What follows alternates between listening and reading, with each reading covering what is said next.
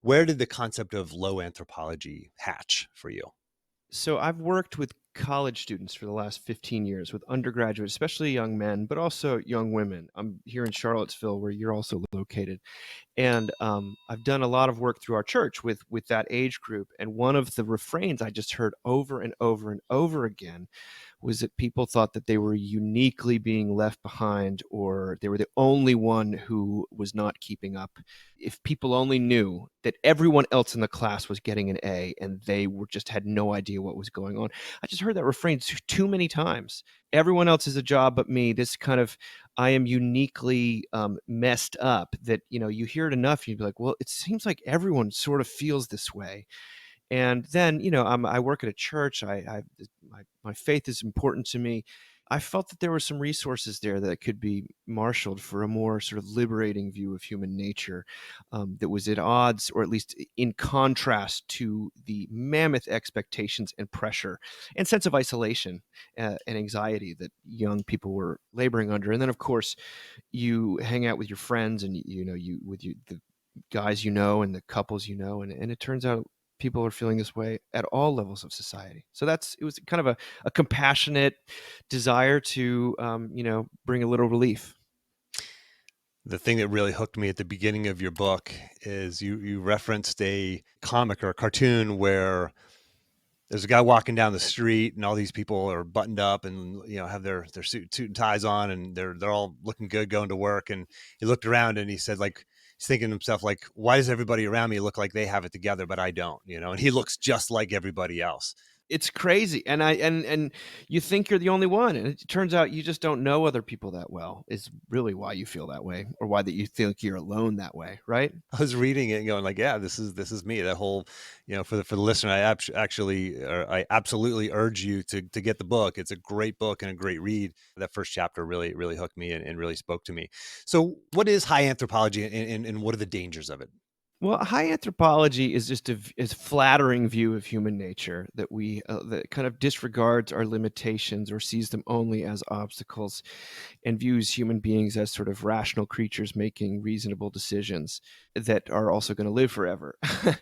It's a flattering view, it's an attractive view of human nature, but it doesn't take into account the actual data of our own lives. So I think that it's therefore a lonely view, meaning if what's the most important about me is the ways that I'm getting better and better and better, well, then what happens if I secretly get worse, or if I start to, get older and my body starts breaking down? Then do I just have to hide that stuff in order to maintain this vision of human nature? I think that the combination of anxiety, the expectations we have of other people and ourselves, can be truly cruel in practice. They sound nice, but if I'm expecting people, even my spouse, my children, to not struggle, to be able to transcend their limitations, well, then that's a recipe for resenting them when they fail to do that. And it's the same thing is for oneself. And people hear that as kind of a negative view of the self, but it's actually, I think it opens the door for enormous possibility. What are examples where you've seen yourself, your friends, people in society, examples of where it's easy to fall into this trap and fall victim to high anthropology, this higher view of humanity? And how does low anthropology make a difference? I think one of the great lenses that we can use to unburden ourselves of high anthropology is to take seriously the matter of addiction. And addiction is something that people, yes, it's substances, but it's all sorts of other compulsive behaviors that we have, whether that be pornography, or whether that be shopping or spending money, or even kind of health related stuff. If you think people's problem, their misbehavior, say when it comes to being critical, two things are going on there. The critical person thinks that if they just impart the right information to me, well, then I will change. Hmm. Now, we all know, those of us who've been criticized in that way over time. Now, the right amount of feedback at the right time can pierce you like an arrow and help you. But a sort of a critical spirit that you have from toward another person, or another person has towards you, shuts down any kind of dialogue. So I'm thinking of the couples that I know where there's a divorce and they say, well, all I got from her was criticism. She never told me how much she loved me. And she says, I love him so much. That's why I'm critical. And it's just not received that way. So criticism usually is based on an idea that if I just tell you what to do, you will be able to do it. But the matter of addiction tells us that, in fact, a lot of times doing better, behaving better is not a matter of knowing, it's a matter of wanting. And so, how do you motivate a person to want to do better? High anthropology says if I just give you the facts, you're going to be able to act on them. A low anthropology looks for other things at work. Oh, well, maybe this person wants approval more than they want improvement. Maybe this person wants love more than they want knowledge. I don't know what it is exactly, but a low anthropology looks for other reasons why someone might be misbehaving or might be acting in an alienating way. And that's just the difference between compassion and dialogue and a relationship and judgment and sort of saying, sorry, I've washed my hands of this. I've told you what to do and you won't do it. So sayonara.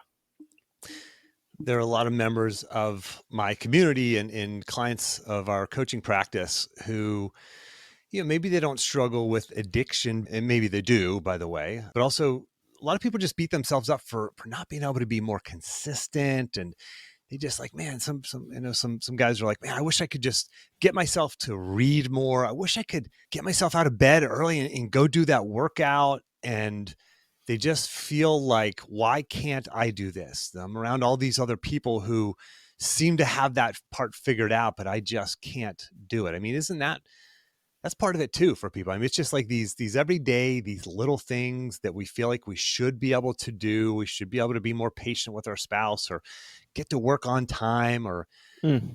just do those things consistently that it looks like everybody else does. Absolutely. And I think that's a high anthropology turned inward, that I should be able to do this stuff, but I can't. And when that happens long enough, you just give up. That's a recipe for despair or loneliness. But if a good coach comes in and says these are actually common issues, you're not alone in this. Here are some helpful practices. Let's get down to the level of desire. What is it that you actually want? I mean, I've had some life coaching before, and what they're trying to get you back is to first principles. What are your values? Getting all the way down to the bedrock Yeah. instead of staying at the level of just Yeah. behavior. Because our problems are never really a matter of, I think, information, but of agency. Yeah. It's not all about the tactical. You can't start with just the tactical. You have to go a lot deeper than that. And you mentioned earlier, we always feel like we should be getting better and better. And what if we're not? And does low anthropology conflict with self-help and self-improvement? Because there's a ton of books out there, podcasts like mine, to be honest, and a lot of others who are talking about, different ways to improve yourself, different ways to grow, different ways to become more consistent or more focused, or Mm. whatever that thing is that they want. If we adopt the mindset of low anthropology, does it mean we stop listening to those podcasts, stop reading those books, and stop trying to improve? I think it'll depend on the person. I don't think so, though. In general, I don't think a low anthropology conflicts with the desire to basically get a little better and to the idea that you can learn things. In fact, a low anthropology says there's always something I can learn. A high anthropology sort of hammers you to that you got to master everything. And I think if you approach whatever it is area you want improvement from, rather not from mastery, but for simply growth. There's not really an end point to it, where incomplete human beings and limited human beings are concerned. I mean, a low anthropology basically says, by the way, that people are fundamentally in need of help. Like that's one of the great truths of a low anthropology. You're not self-sufficient. So where the help comes from will depend. But I think that for myself, I want someone to improve or to just heal out of a sense of freedom rather than threat or compulsion. So what do I mean by that? I think that if you adopt a low anthropology where the stakes are a little lower, you can all of a sudden re-engage with areas of life that you thought were hopeless or that you'd given up the hope that you would master or something like that, and you can sort of come at them from a sense of play, a sense of freedom. I'll try this new thing. It's not the end of the world if I fail. In fact, as I think one of your key insights is, failure may in fact be the doorway to something better. It may be the only doorway to something better. But a high anthropology says don't fail. Failure is not acceptable, and Mm. it therefore it causes people to hide and to really wall themselves off from a lot of, I think, the resources that they need, in fact, to improve and to be helped. I do this exercise group. Well, F3 has been so incredibly helpful to me, and I've improved a lot. But a lot of the reason I've improved is that I'm sort of there for the sake of the guys and for the play of it and the kind of challenge. Yes, and my body gets challenged, but I start to improve not because I'm trying to reach some mountaintop, but because I'm actually there. I'm getting something from it on all sorts of different levels, and then improvement becomes almost like a byproduct. So for the listener, F3 is this men's workout group that Dave and I are part of. It's national, and so all the men listening should go out and check it out and try and find one locally in your area. But the other thing about F3 is we can look around and everybody is struggling at some point, and everybody is at times modifying, maybe because of injury, or they're not as fit and they can't, do the certain number of push-ups or hill sprints or whatever it is. We all modify and have to struggle at some point.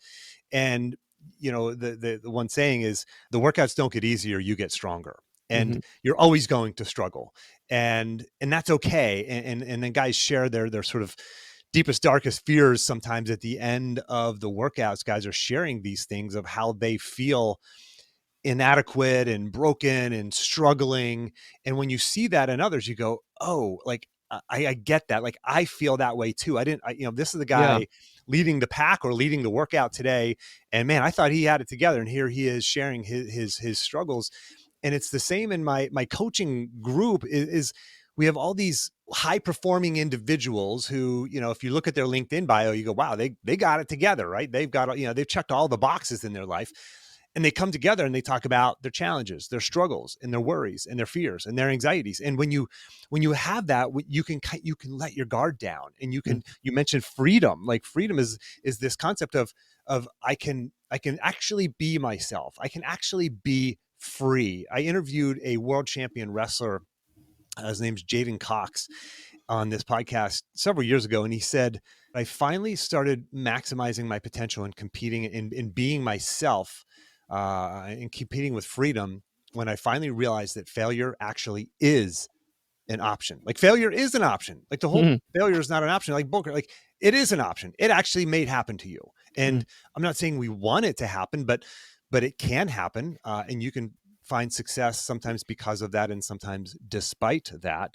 But I really think that high anthropology probably flies more in the face of self-development and self-help than does low anthropology. I think low anthropology allows you to say, okay, I know I'm going to struggle. I know that I'm broken. We're all broken. We're all going to struggle. And I'm open to ideas on how I can get better, knowing that it's about focusing on the process, not the outcome. Now, I'm not going to reach some perfect state, and that's okay. Like I want to learn about myself. I want to go introspective and see, are there ways that I can be a better father, be a better husband, be a better boss, spouse, employee, whatever it might be. It allows you to explore those things, and hopefully without judgment on Yeah. yourself.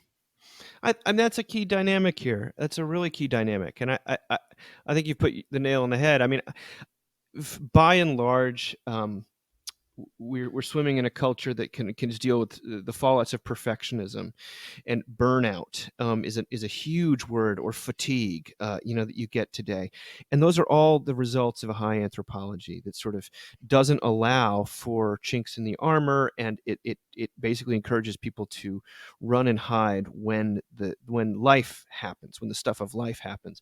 A low anthropology doesn't, in fact, doesn't discourage the incredible gifts that people have been imbued with, which are all you kind of different, but it encourages them in those from a point of view of needing to, help, collaboration. I mean, what is low anthropology if not an invitation to friendship and collaboration and fellowship and all of the things that, in fact, a perfectionistic, highly individualistic culture has a hard time with it. And the fallout of that we see all over the place. So sometimes you get some pushback on talking about this, and people say, oh, that sounds like a kind of a shame inducing thing. And I'd say, no, it's far more shame inducing to say that I can have it all, do it all, know it all, care about it all. I just haven't been able to pull it off yet. That's, but to say that I can't, and therefore, what are the opportunities where I do have opportunity to make an impact? And that is ultimately going to also foster a better view of yourself, I Mm, think, yeah, rather than this kind of almost self-hatred, self-loathing that comes as it's not meant to. And I want to say that these are just sort of cultural attitudes that get imported to us through social media and through kind of a culture of very prosperous celebrity or something like that, and sure. Madison Avenue. But I've when I'm talking to mostly sort of high achieving people, and athletes are right in the wheelhouse of this. What they need to be reminded of is their humanity and the fact that there is a little separation between what they're able to accomplish and who they actually are as a human being, and that there's some freedom for them that can sort of unshackle them from the treadmill sometimes that they feel they're on in order to be worth breathing. The best ones are able to separate that. The best ones compete with gratitude and know that failure is an option, and they can separate their identity from their sport. David, you talk about vulnerability Hmm. and the idea that really having deeper connections and stronger relationships or it's built through vulnerability, but that's scary, to be Hmm. vulnerable, to share your weaknesses. Why is it that vulnerability allows us to make deeper connections? And for those of us like myself who struggle to share our vulnerabilities, um, what do you recommend? Like, how do we do Well, that? first of all, I think the word vulnerability, I love it, but it's been a little bit, it's become a bit of a buzzword. Sure. I would replace it with transparency. Like, I Hmm. think you're rather not hiding all the time. Um, I Why does it foster? Because that's where people connect. Like, I can admire you for all your resume virtues. Isn't that what they say? David Brooks's book about the resume virtues versus the sort of eulogy virtues. I Hmm. can admire you, but I don't know you, and no one Hmm. feels loved or any kind of connection unless they're actually known. This is That's interesting. why. I never heard of that. Admiring you for your resume virtues, not your eulogy virtues. Hmm. Yeah, that's I think it's from this The Road to Character. But Yeah. yeah, I think that anytime you've fallen in love, anytime any kind of sustaining love relationships we have in life, they are not the, to the extent that they're sustaining, they're somewhat unconditional, or at least they're birthed in sort of shared weakness. I mean, this is why fraternities do so well together, because they suffer together. Yeah. They have stories about, you go to a wedding rehearsal and someone's like, I love this guy. Let me tell you about this time he almost got arrested our sophomore year, or Right. like, I can't believe anyone would marry him, but I would go to hell and back for him, or it's like, Sure. it's the brotherhood is, or and women do the same thing, I think, but it's in a slightly different way, but it's always forged out of weakness and the experience of sort of failure, and kind of like, oh, that person saw me at my worst and they stuck around. And they may, but it's scary because they may see you at your worst and they may not stick around. Like, that's where rejection happens.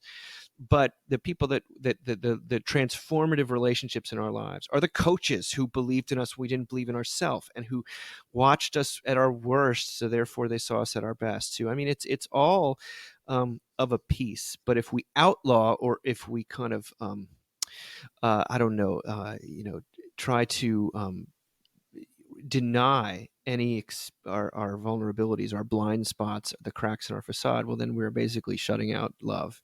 Yeah. And I think that that's a terrible thing. How do you do it? I mean, one of the things we do, that's one of the reasons F3 has been great to me, because I always joke that, like, on the track, I'm reminded of just how differently each one of us have been gifted, and I'm usually at the back. But at the end, when we're all gassed and we're all so tired and we've all accomplished something together, but we're really just sort of there, like we're slapping high fives and we're talking about how hard something was. Well, then we feel close together. Mm. And we see that in other aspects. I mean, again, you don't seek out failure, you don't seek out weakness. That would be idiotic, but it happens no matter whether you seek it out or not. And the question is that going to be the birthplace of connection and hope and closeness and intimacy? Or is that going to be the thing that I avoid above all else? And if the second is one's the case, well, then you're going to lead a very lonely existence, a very, very brittle existence. And I don't think that's the sort of that makes for a very edifying way to live. Politics and religion are two topics that, are hard to talk about. Mm, How might politics and religion be different?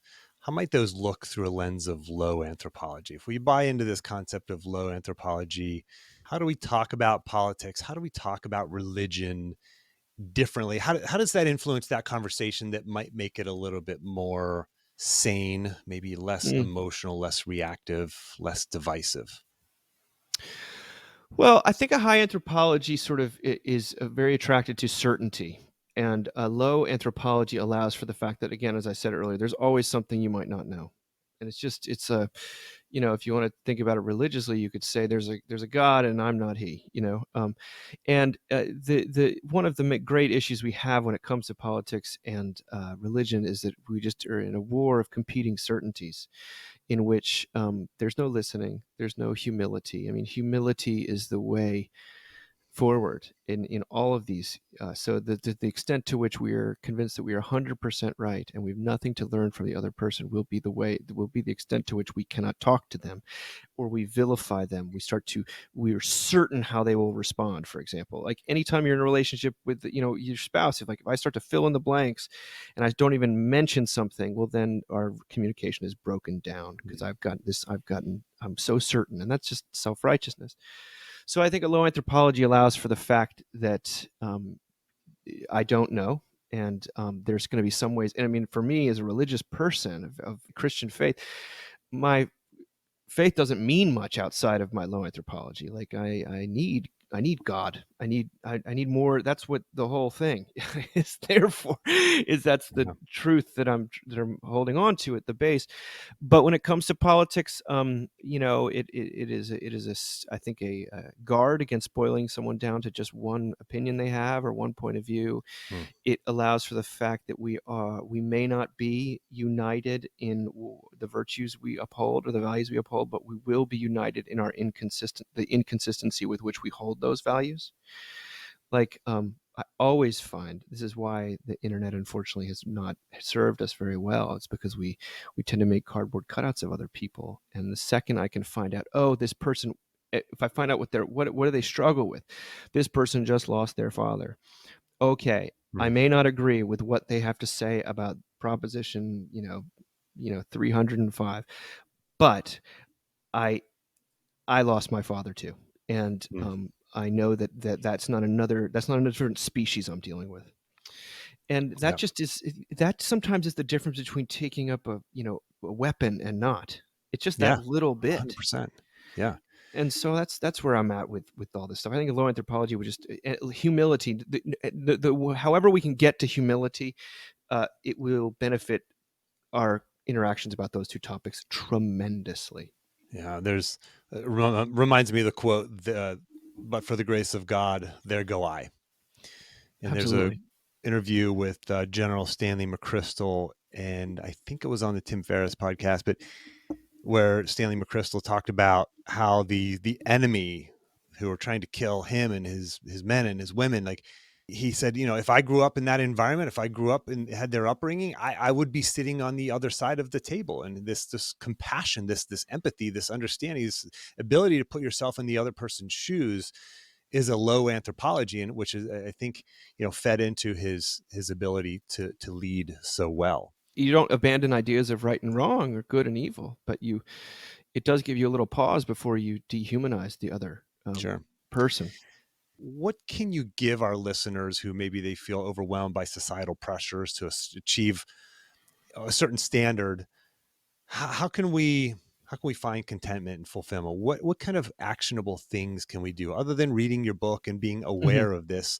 Are there any practices or tactical things that we can do to keep this top of mind and go through our lives and our days with a grasp on low anthropology?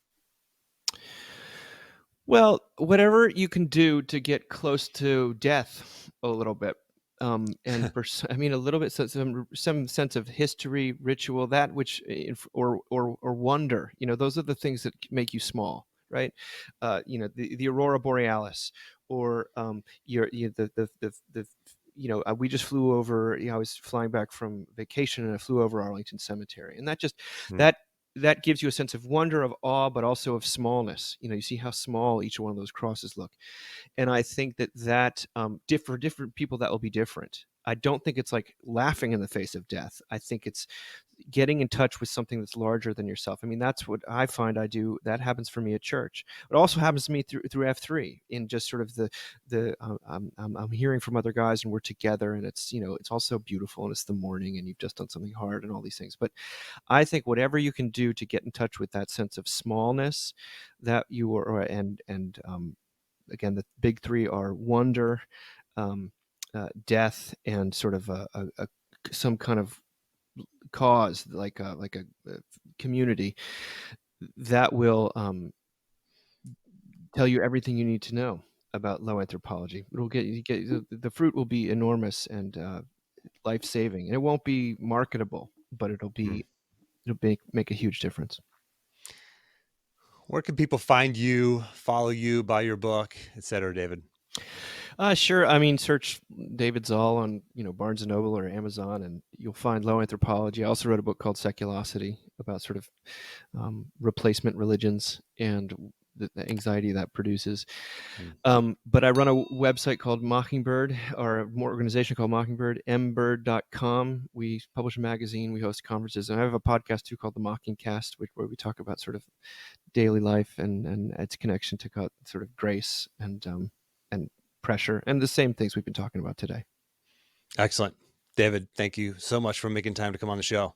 Thanks you so much, Jim. I love what you're doing. Appreciate it. Likewise. Bye.